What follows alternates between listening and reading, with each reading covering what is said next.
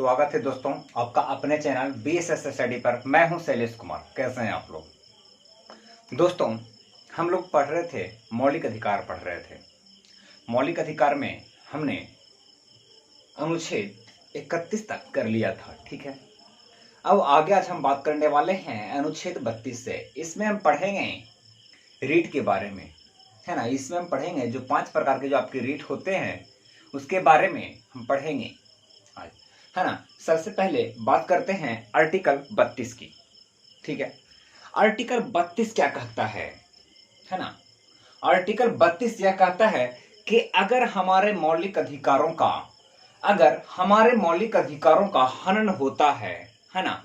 अगर हमारे मौलिक अधिकारों का हनन होता है तब ऐसी स्थिति में सुप्रीम कोर्ट रीट जारी करता है ना। ऐसी स्थिति में क्या होता है? सुप्रीम कोर्ट 5 प्रकार की रीट जारी कर सकता है। कब रीट जारी करेगा? जब हमारे मौलिक अधिकारों का हनन होगा तब सुप्रीम कोर्ट 5 प्रकार की रीट जारी कर सकता है। दोस्तों आज का हमारा टॉपिक है संवैधानिक उपचारों का अधिकार, जिसमें हम की बात कर रहे हैं 5 प्रकार की रीट के बारे में बात कर रहे हैं, है ना। उसमें जो आपका जो एक अनुच्छेद है आर्टिकल 32 वो क्या कहता है, वो रीट के बारे में बताता है। क्या बताता है रीट के बारे में? रीट के बारे में यह बताता है कि अगर हमारे मौलिक अधिकारों का हनन होता है ना। अगर हमारे मौलिक अधिकारों का किसी भी स्थिति में हनन होता है तब ऐसी स्थिति में सुप्रीम कोर्ट 5 प्रकार की रीट जारी कर सकता है। पहला कौन सा रीट जारी कर सकता है? बंदी प्रत्यक्षीकरण, है ना। बंदी प्रत्यक्षीकरण पहला कौन सा रीट जारी करेगा? बंदी प्रत्यक्षीकरण। इसका इंग्लिश में बोलते हैं हैबियस कॉर्पस। क्या बोलते हैं? हैबियस कॉर्पस बोलते हैं, है ना। बंदी प्रत्यक्षीकरण। एक क्या है? परमादेश, है ना। एक क्या है? परमादेश मैंडेमस। क्या है? परमादेश मैंडेमस। एक क्या? उत्प्रेषण। इसको क्या बोलते हैं? सर्सियरी बोलते हैं, है ना। सर्सियरी या कहीं कोई इसको करिटियरी भी बोलता है ना, लेकिन हम सर्सियरी इसको बोलना ज्यादा बेहतर समझते हैं ना। उत्प्रेषण, है ना। एक तीसरा रीट क्या है आपका? उत्प्रेषण सर्सियरी, है ना। एक चौथा क्या आपका? अधिकार परीक्षा। परीक्षा नहीं, परीक्षा, है ना। अधिकार परीक्षा को वारंटो। क्या है? को वारंटो। एक है आपका प्रतिषेध प्रोहिबिशन, है ना। ये 5 प्रकार की रीट होगी आपका। परमादेश, बंदी प्रत्यक्षीकरण, उत्प्रेषण, अधिकार परीक्षा और प्रतिषेध। ये हो गया आपका 5 प्रकार की रीट जो कि सुप्रीम कोर्ट जारी करता है। सुप्रीम कोर्ट ये 5 प्रकार की रीट कब जारी करता है? जब हमारे मौलिक अधिकारों का हनन होता है तब ऐसी स्थिति में सुप्रीम कोर्ट 5 प्रकार की रीट जारी कर सकता है। ये कौन कहता है? ये कहता है आर्टिकल 32 कहता है ना। आर्टिकल 32 क्या कहता है कि अगर हमारे मौलिक अधिकारों का हनन होता है तब ऐसी स्थिति में सुप्रीम कोर्ट 5 प्रकार की रीट जारी कर सकता है। कौन कौन सा? बंदी प्रत्यक्षीकरण, परमादेश, उत्प्रेषण, अधिकार परीक्षा, प्रतिषेध और एक है आपका, हो गया ना, उत्प्रेषण प्रतिषेध, ठीक है ना। बंदी प्रत्यक्षीकरण, परमादेश, उत्प्रेषण, अधिकार परीक्षा और प्रतिषेध, यह है आपका 5 प्रकार की रीट है, ठीक है। ये तो अनुच्छेद 32 कहता है कि सुप्रीम कोर्ट 5 प्रकार की रीट जारी कर सकता है। एक है आगे क्या कि संसद कानून बनाकर सुप्रीम कोर्ट के अलावा, क्या है? संसद कानून बनाकर सुप्रीम कोर्ट के अलावा भारत के अन्य न्यायालयों को भी रीट जारी करने का अधिकार दे सकता है ना। संसद कानून बनाकर सुप्रीम कोर्ट के अलावा अन्य न्यायालयों को भी रीट जारी करने का अधिकार दे सकता है ना। संसद कानून बनाकर रीट जारी करने का अधिकार देगा, ठीक है। आर्टिकल 32 कहता है कि अगर हमारे मौलिक अधिकारों का हनन होता है तब ऐसी स्थिति में सुप्रीम कोर्ट 5 प्रकार की रीट जारी करेगा। कौन कौन? बंदी प्रत्यक्षीकरण, परमादेश, उत्प्रेषण, अधिकार परीक्षा और प्रतिषेध। ये 5 प्रकार की रीट जारी करेगा, है ना। वहीं पर कहता है क्या कि संसद कानून बनाकर भारत में अन्य न्यायालयों को भी रीट जारी करने का अधिकार दे सकता है। ये संसद के ऊपर डिपेंड करता है। अब आगे हम बात करेंगे दोस्तों बंदी प्रत्यक्षीकरण की। दोस्तों बंदी प्रत्यक्षीकरण क्या कहता है ना। क्या कहता है इसमें? देखिए समझिए। बंदी प्रत्यक्षीकरण यह कहता है कि यदि यदि किसी व्यक्ति को अवैध रूप से गिरफ्तार किया गया है, यदि किसी व्यक्ति को अवैध रूप से गिरफ्तार किया गया है, तब ऐसी स्थिति में सुप्रीम कोर्ट, है ना, ऐसी स्थिति में सुप्रीम कोर्ट क्या करता है, उसको सशरीर, है ना, अगर किसी व्यक्ति को अवैध रूप से गिरफ्तार किया गया है या अवैध रूप से कहें तो बंदी बनाया गया है, तब ऐसी स्थिति में सुप्रीम कोर्ट गिरफ्तार करने वाले अधिकारी को यह निर्देश देता है कि वह बंदी को सशरीर और समय पर, है ना, सशरीर और समय पर उपलब्ध करवाए, है ना, सशरीर समय पर न्यायालय को उपलब्ध करवाए, न्यायालय में उपलब्ध करवाए, ताकि न्यायालय यह निर्णय ले सके, है ना, ताकि न्यायालय यह निर्णय ले सके कि बंदी को मुक्त करना है या नहीं करना है ना। क्या कहता है बंदी प्रत्यक्षीकरण? बंदी प्रत्यक्षीकरण कहता है कि अगर किसी व्यक्ति को अवैध रूप से गिरफ्तार किया गया है, अगर किसी व्यक्ति को अवैध रूप से गिरफ्तार किया गया है, तब ऐसी स्थिति में सुप्रीम कोर्ट यह निर्देश देता है ना, ऐसी स्थिति में सुप्रीम कोर्ट यह निर्देश देता है, क्या है ना, इसमें निर्देश नहीं देता है ना, क्या बोलता है कि अगर किसी व्यक्ति को अवैध रूप से गिरफ्तार किया गया है तो वह इस कानून के तहत, है ना, क्या वह इस कानून के तहत वह न्यायालय से अपील कर सकता है ना। कौन अपील करेगा? बंदी अपील करेगा, न्यायालय से अपील कर सकता है, जिससे कि सुप्रीम कोर्ट गिरफ्तार करने वाले अधिकारी को यह निर्देश देता है कि वह बंदी को सशरीर और समय पर न्यायालय को उपलब्ध करवाए, न्यायालय में उपलब्ध करवाए, ताकि न्यायालय यह निर्णय ले सके कि व्यक्ति को, बंदी को मुक्त करना है या नहीं करना है। ये कहता है बंदी प्रत्यक्षीकरण। क्या कहता है बंदी प्रत्यक्षीकरण? अगर किसी व्यक्ति को अवैध रूप से गिरफ्तार किया गया है, तब ऐसी स्थिति में वो इस रीट के सहारे क्या कर सकता है? व्यक्ति न्यायालय से अपील कर सकता है ना। तो न्यायालय क्या कहेगा? न्यायालय कहेगा कि व्यक्ति को गिरफ्तार करने वाले अधिकारी को यह निर्देश देगा न्यायालय कि बंदी को सशरीर और ससमय न्यायालय में उपलब्ध करवाया जाए, ताकि न्यायालय यह निर्णय ले सके कि व्यक्ति को, बंदी को मुक्त करना है या नहीं करना है। यह कहता है आपका बंदी प्रत्यक्षीकरण, है ना, यह कहता है आपका बंदी प्रत्यक्षीकरण। एक आता है आपका परमादेश, है ना, एक आता है आपका परमादेश, है ना। बंदी प्रत्यक्षीकरण के बाद आता है आपका परमादेश, जिसको इंग्लिश में क्या बोलते हैं? हम मैंडेमस बोलते हैं, है ना, जिसको हम इंग्लिश में क्या बोलते हैं? मैंडेमस बोलते हैं।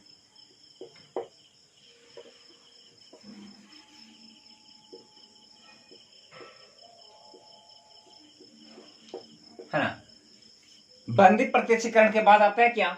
परमादेश। परमादेश क्या कहता है ना, किसी भी संस्था के जो निर्धारित कार्य हैं, अगर वह अपने निर्धारित कार्यों को पूरा नहीं करता है, तब ऐसी स्थिति में सुप्रीम कोर्ट के द्वारा, है ना, तो ऐसी स्थिति में सुप्रीम कोर्ट के द्वारा संस्था को आदेश दिया जाता है। क्या कहता है परमादेश? अगर किसी संस्था का, है ना, यदि किसी संस्था के जो निर्धारित कार्य हैं, अगर वह निर्धारित कार्य को नहीं करता है ना, अगर वह निर्धारित कार्य को नहीं कर पाता है, तब ऐसी स्थिति में सुप्रीम कोर्ट क्या करता है? संस्था को आदेश देता है ना। ऐसी स्थिति में सुप्रीम कोर्ट क्या करता है? संस्था को आदेश देता है। ठीक है, ये था हमारा परमादेश। बंदी प्रत्यक्षीकरण क्या बोलता है कि अगर किसी व्यक्ति को अवैध रूप से गिरफ्तार किया गया है, तो इस रिट के द्वारा व्यक्ति, बंदी न्यायालय में अपील कर सकता है, जिससे कि न्यायालय गिरफ्तार करने वाले अधिकारी को यह निर्देश देता है कि बंदी को सशरीर और समय पर न्यायालय में उपलब्ध करवाया जाए, उपस्थित करवा सके, ताकि न्यायालय यह निर्णय ले सके कि बंदी को मुक्त करना है या नहीं करना है। परमादेश क्या कहता है कि किसी भी संस्था के जो निर्धारित कार्य हैं, अगर वह अपने निर्धारित कार्यों को पूरा नहीं कर पाता है, तब ऐसी स्थिति में सुप्रीम कोर्ट उस संस्था को आदेश देती है ना। ऐसी स्थिति में क्या करता है, सुप्रीम कोर्ट उस संस्था को आदेश देता है।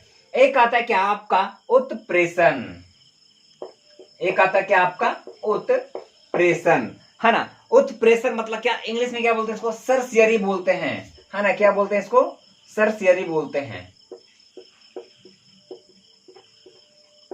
है ना। इसको क्या बोलते हैं हम, सर्सियरी बोलते हैं, है ना।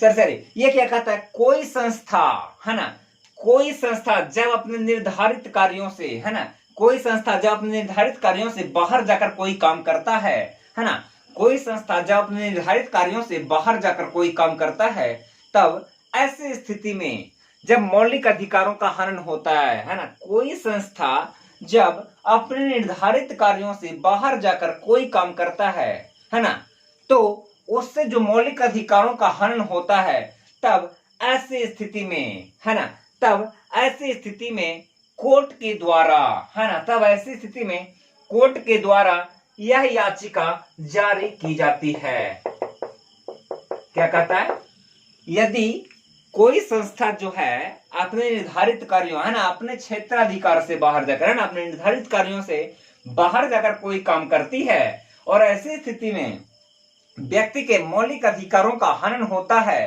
तब इस स्थिति में कोर्ट यह याचिका, कौन सा याचिका, उत्प्रेषण वाला, है ना, तब ऐसी स्थिति में सुप्रीम कोर्ट एक याचिका जारी करती है ना। क्या करता है, सुप्रीम कोर्ट एक याचिका जारी करता, और उस याचिका को, है ना, उस याचिका को जब सुप्रीम कोर्ट अपने पास मंगवा लेता है ना, उस याचिका को जब सुप्रीम कोर्ट अपने पास मंगवा लेता है, तो उसे क्या कहा जाता है, उत्प्रेषण कहा जाता है ना। तो उसे क्या कहा जाता है, उत्प्रेषण लेख कहा जाता है। क्या कहता है उत्प्रेषण लेख, समझिए। यदि कोई संस्था अपने निर्धारित कार्यों से बाहर जाकर कोई काम करती है जिससे कि लोगों के मौलिक अधिकारों का हनन होता है, तब ऐसी स्थिति में कोर्ट के द्वारा एक याचिका जारी की जाती है ना। ऐसी स्थिति में क्या होता है, कोर्ट के द्वारा एक याचिका जारी की जाती है, और जब यह याचिका सुप्रीम कोर्ट अपने पास मंगवा लेती है, तो इसको क्या कहा जाता है, उत्प्रेषण कहा जाता है ना। इसको क्या कहा जाता है, उत्प्रेषण कहा जाता है। एक आता है अधिकार परीक्षा, है ना। एक आता है क्या, अधिकार परीक्षा।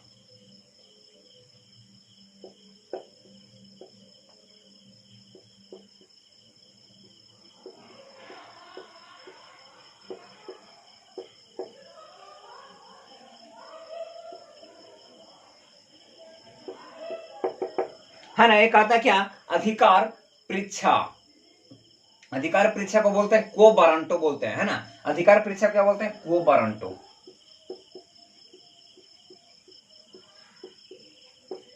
क्वो वारंटो, है ना। अधिकार परीक्षा क्या कहता है,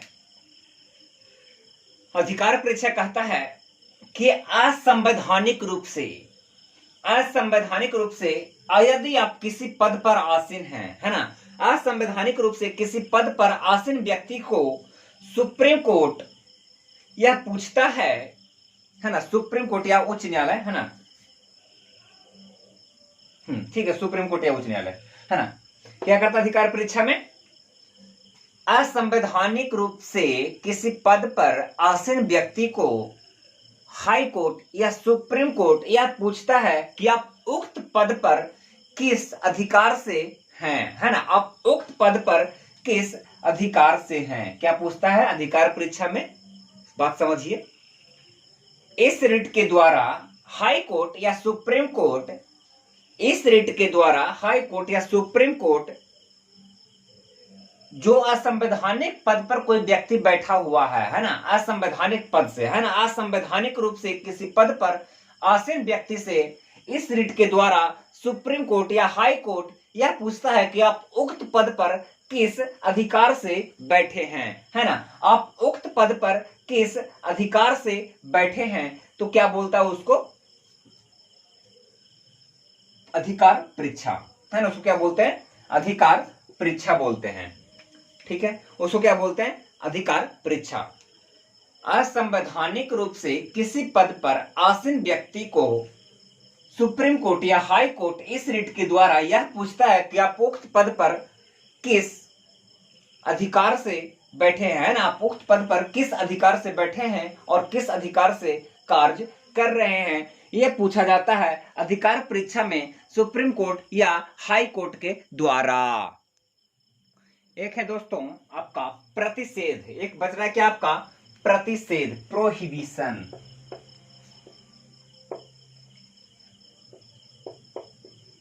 प्रतिषेध, प्रतिषेध लेख कर दीजिए इसको, है ना, इसको प्रतिषेध लेख भी बोला जाता है, प्रोहिबिशन, है ना। इसमें क्या बोला जाता है कि यदि कोई संस्था, है ना, किसी भी संस्था के जो कार्य हैं, है ना, किसी भी संस्था के जो कार्य हैं, अगर वह अपने कार्य क्षेत्र से, है ना, यदि वो अपने क्षेत्राधिकार से बाहर जाकर कोई काम करता है ना, यदि वह अपने क्षेत्राधिकार से बाहर जाकर कोई काम करता है, तब ऐसी स्थिति में उसे यह काम करने से रोका जाता है ना। प्रतिषेध लेख क्या कहता है, कोई संस्था है ना, जो अपने क्षेत्राधिकार से बाहर जाकर कोई काम कर रही है, तो उसे वह काम करने से रोका जाता है, उसको कहा जाता है कि आप अपने क्षेत्राधिकार में रहकर ही काम करें। यह है आपका प्रतिषेध लेख। बंदी प्रत्यक्षीकरण क्या कहता है, फिर समझिए थोड़ा सा, है ना। बंदी प्रत्यक्षीकरण कहता है आपका कि यदि किसी व्यक्ति को, है ना, अवैध रूप से अगर गिरफ्तार किया गया है, तब वह व्यक्ति इस रिट के द्वारा न्यायालय में अपील कर सकता है ना, वह व्यक्ति क्या कर सकता है, न्यायालय में अपील कर सकता है ना। और इस रिट के माध्यम से और सुप्रीम कोर्ट ये रिट जारी करेगा और क्या कहेगा, गिरफ्तार करने वाले अधिकारी को कहेगा कि आप बंदी को सशरीर और समय पर न्यायालय में उपस्थित करवाएं, ताकि न्यायालय यह निर्णय ले सके कि वह दोषी है या नहीं है ना, बंदी को मुक्त करना है या नहीं करना है। ये कहता है आपका बंदी प्रत्यक्षीकरण। परमादेश क्या कहता है, परमादेश आपका कहता है कि किसी भी संस्था के जो निर्धारित कार्य हैं, है ना, किसी भी संस्था के जो निर्धारित कार्य हैं, यदि वह संस्था अपने निर्धारित कार्यों को पूरा नहीं कर पाती है ना, किसी भी संस्था के जो निर्धारित कार्य हैं, अगर वह संस्था अपने निर्धारित कार्यों को पूरा नहीं कर पाती है, तब ऐसी स्थिति में सुप्रीम कोर्ट के द्वारा उस संस्था को एक आदेश दिया जाता है ना। वैसी स्थिति में क्या कहा जाता है, सुप्रीम कोर्ट के द्वारा उस संस्था को आदेश दिया जाता है। उसके बाद आता है बात उत्प्रेषण लेख का, है ना। क्या कहता है उत्प्रेषण, क्या कहता है, कोई भी संस्था, है ना, किसी भी संस्था जब अपने निर्धारित कार्यों से बाहर जाकर कोई काम करती है, कोई भी संस्था अपने निर्धारित कार्यों से बाहर जाकर कोई काम करती है, तब ऐसी स्थिति में अगर किसी के मौलिक अधिकारों का हनन होता है ना, तब ऐसी स्थिति में किसी के मौलिक अधिकारों का हनन होता है, तब ऐसी स्थिति में सुप्रीम कोर्ट के द्वारा यह रिट जारी किया जाता है ना। तो ऐसी स्थिति में यह सुप्रीम कोर्ट के द्वारा यह रिट जारी किया जाता है। ठीक है। एक है क्या आपका अधिकार परीक्षा। अधिकार परीक्षा में क्या बोलता है, असंवैधानिक रूप से किसी पद पर आसीन व्यक्ति को कोर्ट के द्वारा, है ना, असंवैधानिक रूप से किसी व्यक्ति को, है ना, असंवैधानिक रूप से किसी पद पर आसीन व्यक्ति को कोर्ट, है ना, हाई कोर्ट या सुप्रीम कोर्ट के द्वारा यह पूछा जाता है कि आप उक्त पद पर किस अधिकार से कार्य कर रहे हैं, है ना, आप उक्त पद पर किस अधिकार से कार्य कर रहे हैं, ये पूछा जाता है अधिकार परीक्षा के द्वारा, को वारंटों के द्वारा, है ना। एक आगे क्या आता है, प्रतिषेध लेख, है ना, प्रोहिबिशन, है ना। कोई भी संस्था, है ना, किसी भी संस्था के जो कार्य नहीं है ना, किसी भी संस्था के जो कार्य नहीं है, यदि वह अपने क्षेत्राधिकार से बाहर जाकर कोई काम करती है, किसी भी संस्था के जो कार्य नहीं है और यदि वह संस्था, है ना, अपने क्षेत्राधिकार से बाहर जाकर कोई काम करती है, तब ऐसी स्थिति में उस संस्था को इस रिट के माध्यम से वह कार्य करने से रोका जाता है। उसे कहते हैं क्या, प्रतिषेध लेख कहते हैं, है ना। उसे क्या कहा जाता है, प्रतिषेध लेख कहा जाता है। एक नोट करके लिख लीजिएगा कि हाई कोर्ट रिट जारी करने के मामले में, हाई कोर्ट रिट जारी करने के मामले में, है ना, क्या हाई कोर्ट याचिकाएं जारी करने के मामले में सुप्रीम कोर्ट से अधिक शक्तिशाली है ना। याचिकाएं जारी करने के मामले में हाई कोर्ट सुप्रीम कोर्ट से अधिक शक्तिशाली है। रिट नहीं है ना, याचिकाएं लिखेगा है ना। याचिकाएं जारी करने के मामले में सुप्रीम कोर्ट से अधिक शक्तिशाली है कौन? हाई कोर्ट है ना। क्या लिखेगा? रिट मत लिखेगा है ना। याचिकाएं जारी करने के मामले में हाई कोर्ट सुप्रीम कोर्ट से अधिक शक्तिशाली है ना। क्या से अधिक शक्तिशाली है? शक्तिशाली कौन है? हाई कोर्ट, सुप्रीम कोर्ट नहीं। शक्तिशाली कौन है? High court. इसलिए लिखिएगा नोट करके, याचिकाएं जारी करने के मामले में हाई कोर्ट सुप्रीम कोर्ट से अधिक शक्तिशाली है। ठीक है, क्यों? क्योंकि ये 5 प्रकार की रीट जारी करता है ना, और वो बहुत सारी 6, 7, 8 प्रकार की याचिकाएं जारी करता है। उसके बाद बात करते हैं हम अनुच्छेद 33 की।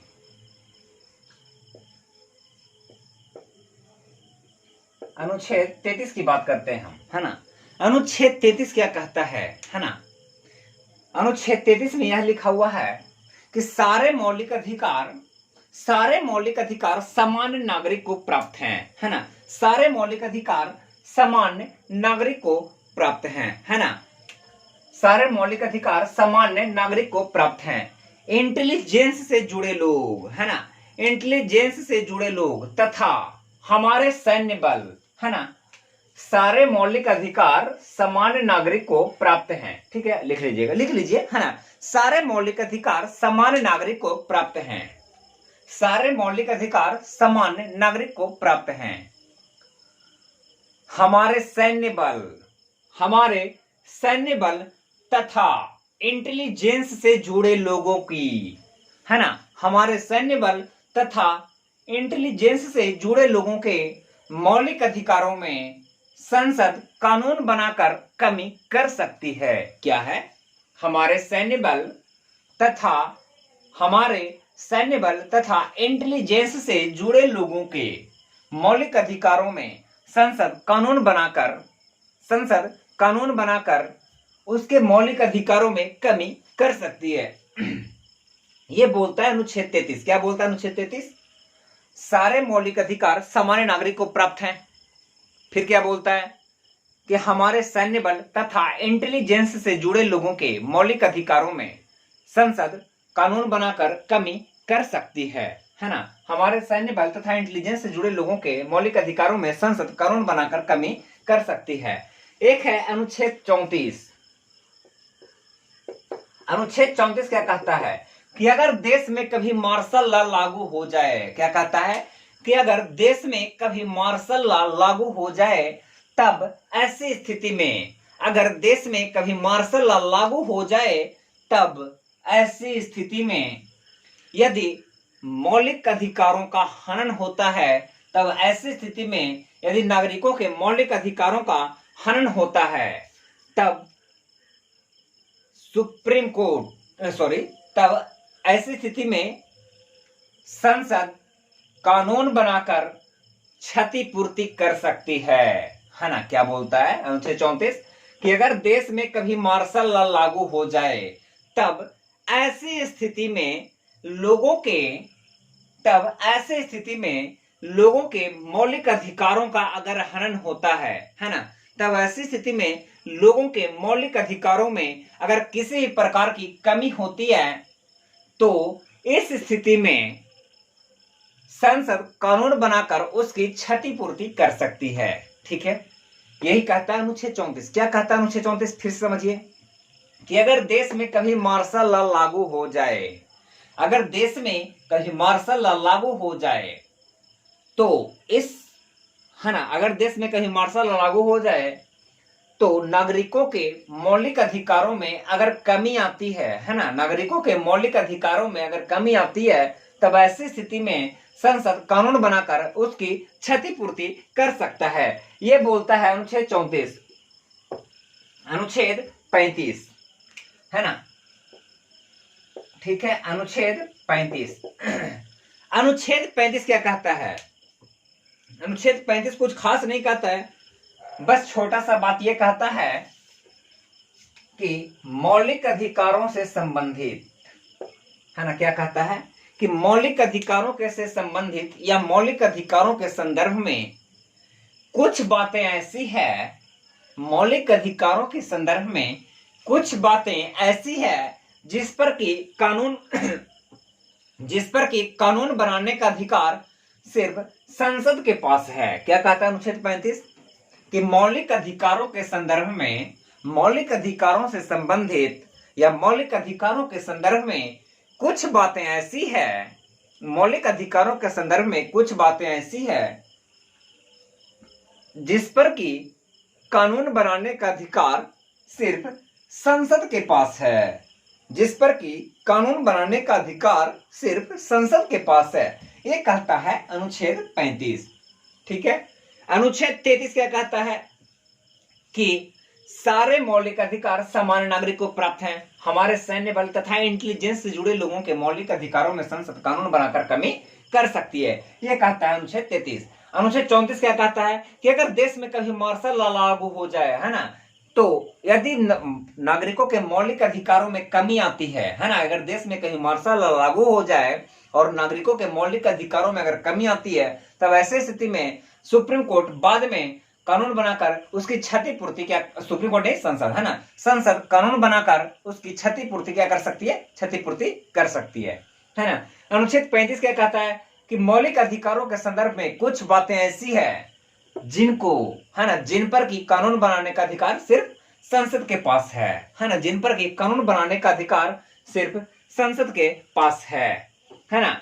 एक है क्या, संवैधानिक उपचारों का अधिकार, है ना। एक क्वेश्चन बहुत आता है कि संवैधानिक उपचारों का अधिकार, ये जो दिया है आपका संवैधानिक उपचारों की अधिकार, है ना, संवैधानिक उपचारों के अधिकार को संविधान की आत्मा, संवैधानिक उपचारों के अधिकार को संविधान की आत्मा किसने कहा था? संविधान की आत्मा किसने कहा था? किसने कहा था? तो ये कौन कहे थे? अंबेडकर, है ना। क्वेश्चन ये बहुत अच्छा क्वेश्चन बनता है क्या कि संवैधानिक उपचारों के अधिकार को संविधान की आत्मा किसने कहा था? तो डॉक्टर भीमराव अंबेडकर, है ना, जिन्हें कि संविधान का जनक तथा जननी दोनों कहा जाता है ना, जिन्हें कि संविधान का जनक तथा जननी दोनों कहा जाता है। ठीक है। तो ये था दोस्तों हमारा संवैधानिक उपचारों का अधिकार, जिसमें कि हम लोगों ने बातें की 5 प्रकार के रीट के बारे में। कौन कौन सा? बंदी प्रत्यक्षीकरण, परमादेश, उत्प्रेषण, अधिकार परीक्षा और प्रतिषेध, है ना। बंदी प्रत्यक्षीकरण में हमने बात की कि अगर कोई व्यक्ति को अगर गिरफ्तार कर लिया जाता है वैध रूप से, तब उसको, है ना, वह न्यायालय में अपील कर सकता है और न्यायालय क्या करता है? उस अधिकारी को यह आदेश देता है कि बंदी को सशरीर और समय पर न्यायालय में उपलब्ध करवाया जा सके, ताकि, है ना, न्यायालय यह निर्णय ले सके कि बंदी को मुक्त करना है या नहीं, है ना, वह दोषी है या नहीं, और बंदी को मुक्त करना है या नहीं, है ना। ये कहता था आपका क्या? बंदी प्रत्यक्षीकरण। उसके बाद आता था क्या? परमादेश, है ना। परमादेश क्या कहता था? परमादेश यह कहता था कि कोई भी संस्था जो अपने निर्धारित कार्यों को पूरा नहीं कर पाती है, तो ऐसी स्थिति में सुप्रीम कोर्ट उसको आदेश जारी करके, है ना, उस पर आदेश जारी कर सकती है ना। उसके बाद बात करते हैं क्या? प्रतिषेध लेख की, है ना। प्रतिषेध लेख क्या करते हैं, है ना, कोई भी संस्था का जो कार्य नहीं है ना, कोई भी संस्था का जो कार्य नहीं है ना, अगर वह अपने क्षेत्राधिकार से बाहर जाकर कोई काम करती है ना, यदि वह अपने क्षेत्राधिकार से बाहर जाकर कोई काम करती है, तो ऐसी स्थिति में अगर उसके मौलिक अधिकारों का हनन होता है, तो सॉरी, है ना, ये नहीं है ना। प्रतिषेध लेख में क्या कहता है कि अगर कोई संस्था, है ना, अगर कोई संस्था अपने निर्धारित कार्यों से बाहर जाकर कोई काम करती है, तो उसको इस प्रतिषेध लेख के द्वारा उसको वो काम करने से रोका जाता है ना। उत्प्रेषण लेख क्या कहता है? कोई संस्था जब अपने निर्धारित कार्यों से बाहर जाकर कोई काम करती है ना, यदि लोगों के मौलिक अधिकारों में उससे हनन होता है ना, यदि लोगों के मौलिक अधिकारों का उससे हनन होता है, तब ऐसी स्थिति में, है ना, सुप्रीम कोर्ट यह आदेश जारी करती है ना, यह रीट जारी करती है ना, यह रीट जारी करती है ना। कोई भी कोर्ट यह रीट जारी करती है, यह याचिका जारी करती है ना। और यदि सुप्रीम कोर्ट उस याचिका को अपने पास मंगवा लेता है तो उसको क्या कहा जाता है? उत्प्रेषण लेख कहा जाता है ना। क्या कहता है? कोई भी संस्था जब अपने निर्धारित कार्यों से बाहर जाकर कोई भी काम करता है और इसकी वजह से लोगों के मौलिक अधिकारों का हनन होता है, तब कोर्ट के द्वारा एक याचिका जारी की जाती है ना। तब कोर्ट क्या करता है?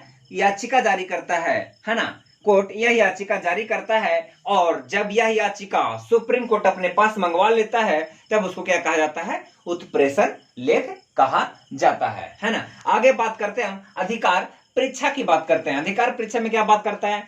यदि कोई व्यक्ति असंवैधानिक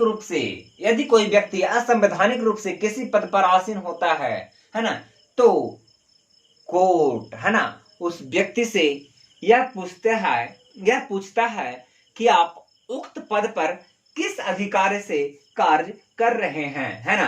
तब कोर्ट, कौन सा कोर्ट? हाई कोर्ट या सुप्रीम कोर्ट, तब कोर्ट उससे यह पूछता है कि आप उक्त पद पर किस अधिकार से कार्य कर रहे हैं। यह था हमारा आज का 5 प्रकार का रीट था, जिसमें हम लोगों ने आज बात की है। 5 प्रकार रीट को बहुत अच्छी तरह समझा। देखिएगा, अगर कोई डाउट रह जाएगा तो कमेंट में हमको बता दीजिएगा, फिर से नहीं होगा तो इसको हम फिर से एक्सप्लेन कर लेंगे, है ना। कोई दिक्कत नहीं है। हालांकि वीडियो को पॉज करके आगे पीछे करके देखिएगा तो आपको पूरी तरह से समझ में आ जाएगा। तो दोस्तों, ये था हमारा आज का टॉपिक, है ना। आज का टॉपिक हमारा यहीं पर समाप्त होता है। आगे हम मिलेंगे दूसरे टॉपिक के साथ। तब तक के लिए बाय, गुड बाय। तब तक के लिए टेक केयर। और एक बात और दोस्तों, वीडियो को सब्सक्राइब, शेयर और लाइक करते रहिएगा। जो नए हैं चैनल पर वो सब्सक्राइब जरूर कर लीजिएगा। ठीक है, बाय।